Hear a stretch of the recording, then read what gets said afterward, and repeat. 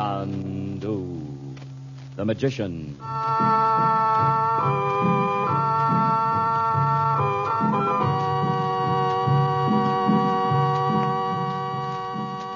Good evening, ladies and gentlemen.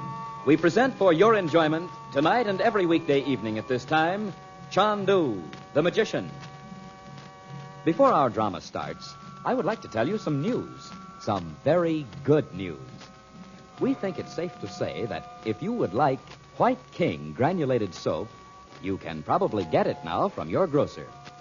You know, it has been awfully short, and in many cases difficult, if not impossible, to obtain.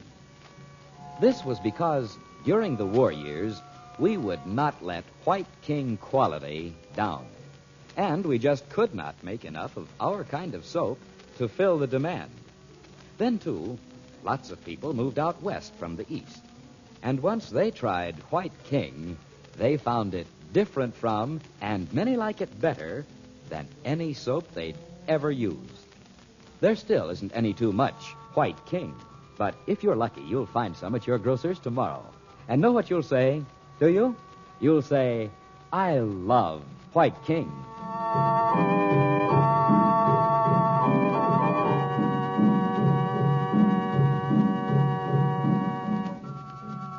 The emerald box entrusted to Frank Chandler, known in the Far East as Chandu the Magician, has been stolen in Cairo by a desert outlaw. Chandler and the regents follow the thief into the desert, where Abdallah, the young Bedouin chief, insists the emerald will be taken. Camped at an oasis, they meet a caravan on its way back to Cairo. And unknown to Chandler, the leader of the caravan has the emerald and means to sell it in the city while Chandler wastes time in the desert. Now, late the following day, their camel train moves slowly along, far out in the endless Sahara. Chandu the Magician. Sand. Nothing but sand as far as you can see. What a desolate country. Mm-hmm. And still there's a fascination about it. I know any number of Englishmen, for instance, who always spend their vacations in the desert, and they can hardly tear themselves away when it's time to go home. What do they do way out here, Uncle Frank? Oh, they make friends with the Arabs, and they travel with the camel train, much as we are. Only they're not in a hurry. Uncle Frank, what'll you do if you can't find the man that stole your emerald? I have to find him, Bob. No matter how long it takes? That's right. It can't take too long, or that fellow will have it sold. Jeepers, it's a good thing the yogi doesn't know about it being stolen, isn't it? Maybe he does. Do you think so, Uncle Frank? I don't know. Oh, how could I have been so careless? I still don't see how that thief could have known you had it. I don't think he did, Dot. He was just a clever pickpocket, and he took whatever he found. Bob, you and Betty ride on ahead for a few minutes, will you? I want to talk to Uncle Frank. Okay. Let us know when you get through talking secrets. All right, Dot. What is it? You know what I said about Abdallah yesterday? Yes, certainly. Have you seen him today? No, that is, I haven't spoken to him. Why? When did you speak to him last? Why, last night after the rest of you had gone to bed. Now, Betty couldn't have known about it. She was... No, that's not what I mean. Look ahead where the guides are. What? Oh, it can't be. You see? Count them. Abdallah's gone. Well, there is one missing, but it may not be Abdallah. You can't tell them apart from the back. I'll ride up and see. I wish you would. Oh, but look at them. They've stopped. What's the matter up there? The guides want to talk to you, Uncle Frank. Mama just said to ask you to come right away. Now, you two stay here. I'll see what he wants. You see if I'm not right, Frank. I will, Dot. What's the matter, Hamid? Gossipy, my finest camel, she is very sick. See her there, how she lies in the sun. You mean she can't go any farther today? Ayasidi, Suhuna. I do not know the English word. Fever. The camel? I was very sick. Oh, that's too bad. Well, isn't there something you can do for it? We rest for night. I send men one here, one here, one here. Look for plant to make camel walk tomorrow. A plant? A desert plant of some kind? Ayasidi, sick camel eat plant, make her very well. Oh, there's nothing growing anywhere here that I can see. My men have very sharp eyes, Effendi. But I can't stop here, Hamid. Didn't Abdallah tell you we must hurry? Go very fast? Ayasidi, Abdallah pay me much money to go very fast. But with sick camel... You stay here and look for the plant. Send the rest of the man with us.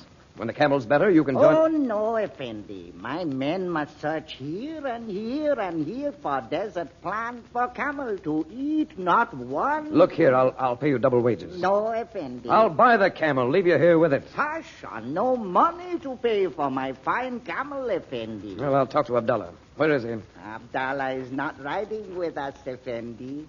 I see that now. Where did he go? In the night he rode into the desert. But I am good guide. Abdallah himself has told you.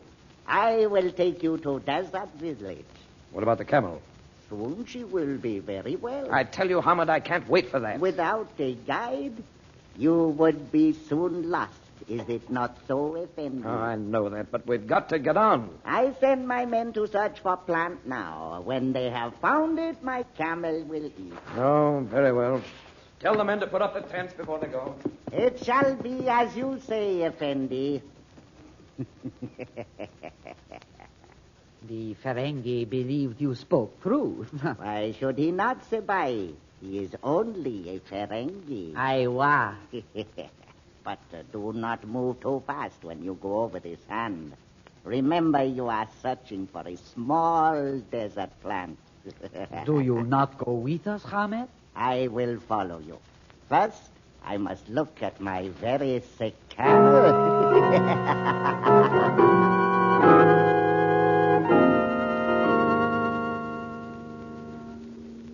What did he want, Frank? Oh, he says his best camel's sick. Doesn't look sick to me, but I'm no authority on camels. Is it the one lying down up there? Yes. He's taking all the men out to look for some desert plant to cure it. How long do we have to stay here, Uncle Frank? Only one night, I hope. We can't go on without a guide. We'd be lost in 5 minutes. You know, these fellows are the most exasperating people in the world. Time means nothing to them. They think it's very funny to get a foreigner in a situation like this. Well, if we can't help it, we can't. But do let's get off these camels. Yes, we will. Oh, I wonder what Hamid wants now. Effendi, Yes, Hamid. I come to say you need not fear because my men go away. There is no danger in the desert. Why should we be afraid? Just get started looking for that plant. I'll pay double wages to the one who brings it back. Oh, kata ala kirak, Effendi. Kata kira, katir. I go now. What was all that, Uncle Frank? No, it just means thanks, Bob. You know, I don't like that fellow. Abdallah said we were lucky to get him, but... Well, let it go. Are you all right, Dot? Why, yes, of course. It's cold, isn't it? Before sundown, you said it was too hot. Well, it was. Girls are always beefing about something. Have you noticed that, Uncle Frank? Oh. I haven't had much chance to notice it in the last 10 years. Bob, you make me simply furious. Oh, don't be childish. Childish? Bob Regent, you know very well a girl of 16 is much older than you are. Sure you don't mean a woman of 16? Oh. Just a minute, just a minute. The gong you hear will mark the end of the first round. Why, Uncle Frank, did you do that? I did indeed. Well, I thought it was about time. But where's the bell? What do you care where it is? Well, I hope you'll keep it in a convenient place. Oh, I will. Come along, the tents are up. Uncle Frank, as long as we have to stick around here, why don't you do some magic for us? Oh, yes, will you? No, not tonight, Betty. Oh, why not? Ask me some other time, honey. Well... Look, there go the men, one by one. Hamid might have stayed with us at least. I think the more of them that go looking for the plant, the better, Mom. Did you ever hear of such a plant before? No. I should think they'd carry one with them if the camels are likely to get sick suddenly. Yes, because what if they get lost? When you get over one of those sandhills, you can't tell where you are. Say, that's right, Bets. Well, let's sit down here by the tent. We'll keep the wind off. Or would you rather go inside, Don? Oh, no, not too cold. Those guys won't have much chance to find anything before dark. I feel sorry for that poor camel. Uncle Frank, have camels always lived here? Are there herds of wild ones? I never knew of any, Betty. But here's a mystery for you. No one knows where they came from. Really? They're not shown in any of the pictures in ancient Egypt. We sure didn't see any in those pictures on the walls inside the pyramid. Well, there's one theory that camels did exist here at that time, but they were too sacred to be shown in pictures. That's a curious belief. It's common all over the East, though. You know what? When you're out here in the desert, it doesn't seem so funny that there's Egyptian sorcery and everything handed down from way back when. It's not at all funny. Frank, what are you looking at? Nothing, Doc. You know, I was just thinking I might do some tricks for Bob and Betty after all. You changed your mind rather suddenly, didn't you? Well, I was pretty abrupt with them just now. I don't need to take out my annoyance of Hamid on the family. Oh, we didn't think that, Uncle Frank. Gosh, no. If you'd rather not, it's okay with us. No, I want to. You'll have to watch me closely, though, and keep very still. Okay. We won't even breathe. You needn't go quite that far. Now, let me see. I wish you'd tell me. Ah, yes. You see this round reed basket? Where did you get that? I removed the lid. It's empty. I set it on the sand. I replaced the lid. What's that? Something inside. Let me look. Why, so there is. A snake. Oh, look out. Hush. The trick depends on silence. Now listen. Faintly, I hear the sound of music. Raise your head, O Cobra, king of the reptiles. Raise your hooded head and listen to the music. Keep time, King Cobra. Keep time to the music with your swaying head. Why are you doing this? It's more than just a trick to amuse the children. Listen to the music. Keep time, King Cobra. You've chosen the most terrifying thing in the world to keep our minds off something else. Don't, Frank. I don't want to see it. Mother, why did you do For that? Pete's sake, Mom. Frank, what is it you don't want us to know? Well, there was no use letting you know until I had to. No, why? It's those guides. They've gone for good, haven't they? They've left us out here alone. Yes, they have. But they won't. Who's that? Who are those men? Get into the tent and stay there, all of you. It's a band of desert outlaws.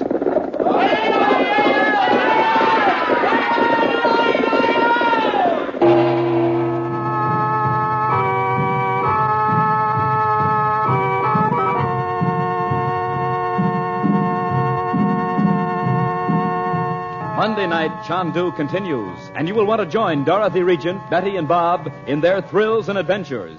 So you'll be with us Monday evening at this same time, won't you? Probably tomorrow you'll be marketing, and maybe on Monday there'll be washing you'll have to do. Look, here's a suggestion. Get a couple of packages of White King soap tomorrow. Get the giant size package if you can. And will you be proud of your washing? The white things, so very white. The colored things, so safely guarded. The washing time shortened so considerably. The effort reduced so that you're hardly tired. And your hands feeling so good. Because White King is gentle not only to clothes, but to hands as well. The only thing it could possibly be hard on is dirt. Know what you'll say when you've used White King, do you? You'll say, I love that soap.